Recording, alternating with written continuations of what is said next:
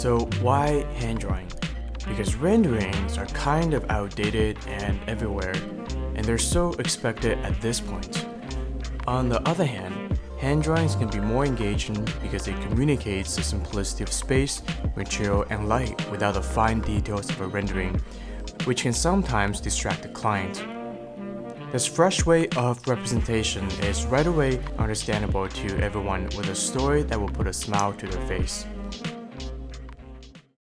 Hey, my name is Henry Gao. I am an architecture designer and I run a studio in San Francisco, California, where I work with architectural clients from conceptual thinking to computational imageries to fundraising visuals.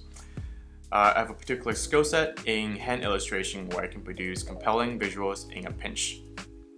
Whether it's done on paper or the tablet, I've always found hand drawing is a powerful way to communicate my ideas to paper, which is often the first step in any design process. In this video, I will share with you my favorite tools and tips so you can sketch more like an architect. The content is not very technical heavy, but I am planning to produce more videos demonstrating the techniques in the future. So without further ado, my choice of weapon right now is the 12.9-inch iPad Pro with the Apple Pencil, where I do most, if not all my work on nowadays. And I wanted to take a project I'm currently working on to showcase this process. In this very small project in San Francisco, I was asked to design a media space layout with office components. The existing space is currently set up as a kitchen, which we plan to demolish, and the overall size of the room is only about 250 square feet. With most of my projects, I will usually spend a little time transforming the measurements I take from the field and turn it into a 3D model. Personally, I use SketchUp, and this model will end up serving many purposes from understanding the existing space to design, presentation, and also provides a background where I can sketch on top. I know there are many designers out there who like to construct a perspective from scratch, and while I admire that craft, I find it far easier and quicker to extract that information from the model instead. When I feel like I have built a simple model, I will begin saving 2D images and export it to Procreate, where I will begin the drawing portion. In Procreate, I have a few go-to brushes with a special customization that mimics the look of pens and markers. I also have a special texture image that makes it look like you're actually drawing on watercolor paper. I will save those brush settings in the description below for downloads. This recording only shows the design for one of the three options that were presented to the client.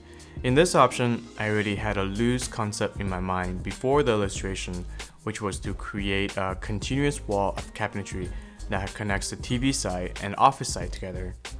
Here you can see me trying to figure out a grid line and some sense of rhythm for laying out the cabinetry. I think it's important to know that I don't draw perfectly the first time. It often takes me many layers of scribbles before I have a solid idea of what I want to illustrate. You just don't see that in the recording, so I look like a pro. Now the bones for the framework are laid.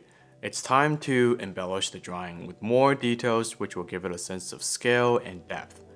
This can be done artfully by adding furniture, decor, and textures. But don't overdo it.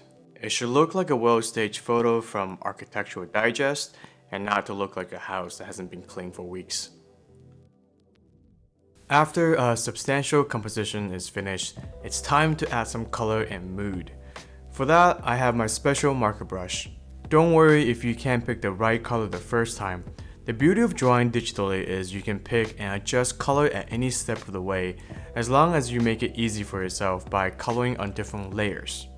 For example, I keep the similar colors on different layers so it's easy to color correct them later on.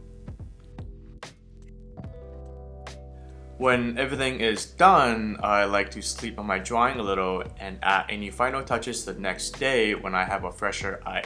If I need to make any changes, I just erase and recolor.